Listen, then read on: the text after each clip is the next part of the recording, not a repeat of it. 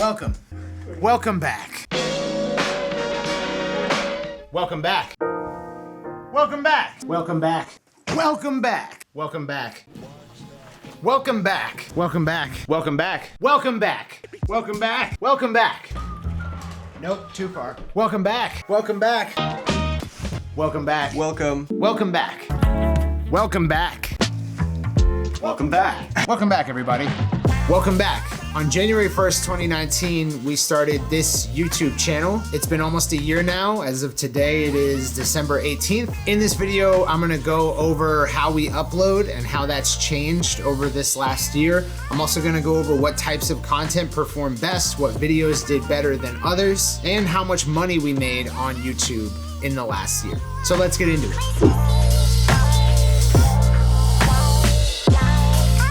I started this year doing like 5 uploads per week. I don't know necessarily why I did it. I just thought it was something that I wanted to stress test myself with. I'm glad that I did do it, but it did become too much. It took up a broad majority of my time. The company kind of suffered as a result of it. I was spending like 50% of my time on YouTube, but I learned a lot. I learned a whole lot. I tested out a lot of different ideas. I became okay-ish as a filmmaker and as someone operating a camera and editing videos, which I think itself proves a lot more valuable to my company than the time lost. I think in terms of upload frequency, if you're planning on just starting YouTube or you're planning on ramping up, actually really making a go at YouTube, you should start out with too much and then dial it back. You shouldn't start off light and then ramp it up. You'll probably get 1 or 2 small wins in terms of the videos you create in that initial period. The more videos you put out, the higher chance you have of getting like a winning video that kind of takes off for you.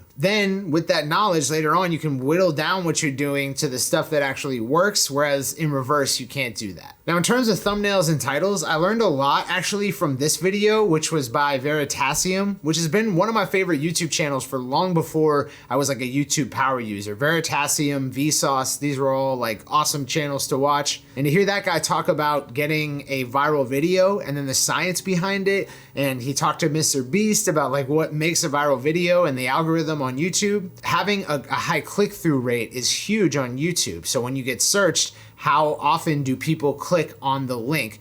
And that has mostly to do with the title, maybe a short description, and the thumbnail. So optimizing your titles, optimizing your thumbnails for things that people are actually searching for, and then creating titles and thumbnails that people actually want to click on.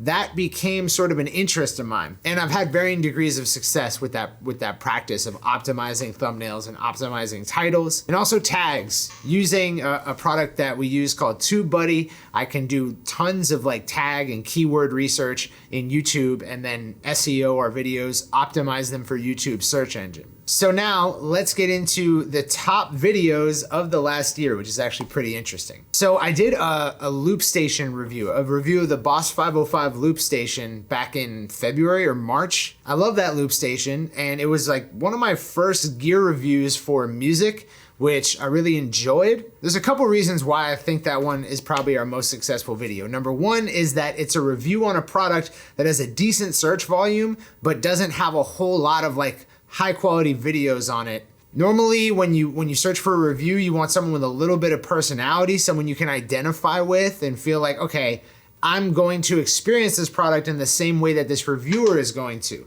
Whereas some reviews are more like technical and more of a voiceover type of review, where they just don't have that kind of personality injected into it. So I had a lot of personality in my review, and I think that that contributed to it getting search volume. But I also think that it ranked for search because we have a musician-centered audience that's already pretty sizable. So we were able to bring traffic to the platform, increase the stats on that video, and then it starts ranking number 1 for Boss 505 Looper, and then that's a wrap. The second most popular video that we have out is a review of the lighting that I use in this studio, which is kind of odd, but I did just a different breakdown of the different lights that we use. And that one was only published like 2 or 3 months ago. So it's surprising that that's one of the most popular videos that we've ever put out. I think it might be because there's like 3 different commonly searched products in that review. There's actually more than that, but those are the main things I'm reviewing. And it's got all 3 of those products in the thumbnail and also in the title. So it was very searchable and it was pretty in-depth and pretty candid. Again, a lot more personality in that review. So that's probably why it did well, although it's kind of hard to tell because it's doing exceptionally well. Some more top videos that we've done so far is our Facebook Ads for Artists 101 video. That ranks number 1 if you search Facebook Ads for Artists or Facebook Ads for Musicians, which is awesome because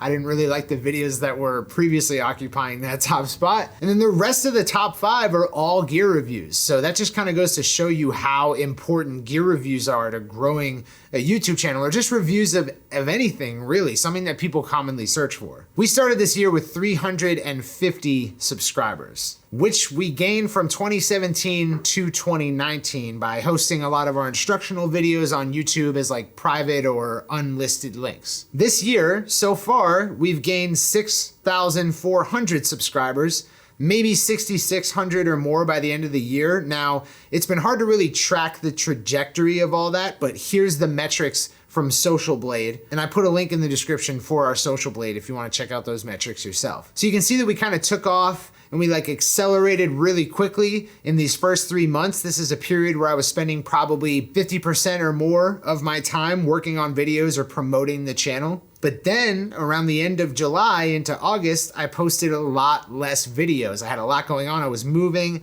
We did the CD Baby DIY Musician Conference. There was just a lot. Now by the end of September, it picked back up and I've been pretty consistent with the uploads ever since and just getting more and more consistent. I'm hoping that once we've got 2 years of data in this chart, we're able to establish like a clear exponential trend, because growing linearly kind of sucks. Like it's definitely not as exciting as exponential growth. One growth trigger that we can pull in this next year is to stop slacking so hard on the comments. I've been slacking on those comments. I have not been replying to comments nearly as much as I should. That's because replying to comments increases the volume of comments on each video or post on Instagram or whatever.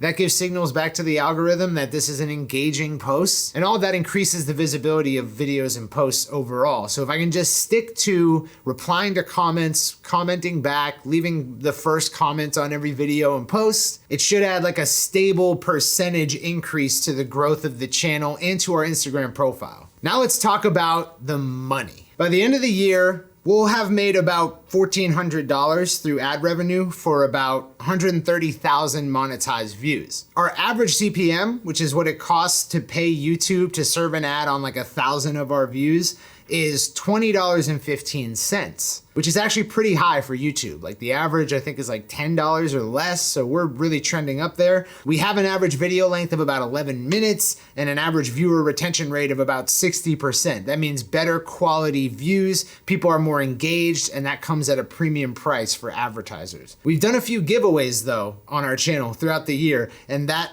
all cost us well over $4K in prizes. So we've actually lost money on AdSense as soon as you factor in the giveaways. When you take my hourly consultation rate and you multiply it by the amount of time I've spent on the channel in the last year, and then you add in all the video equipment purchases, this channel probably represents a loss of about $120,000 in soft value over the last year. That's absolutely fine with us though, because ultimately this channel is an investment. I don't predict that this channel will be profitable from AdSense and like sponsored videos until about 2021, maybe 2022. That's fine with us. We're gonna keep it rolling. So after a full year as a YouTuber, I have to say the following things. If you are a YouTube user thinking about becoming a YouTuber, just do it.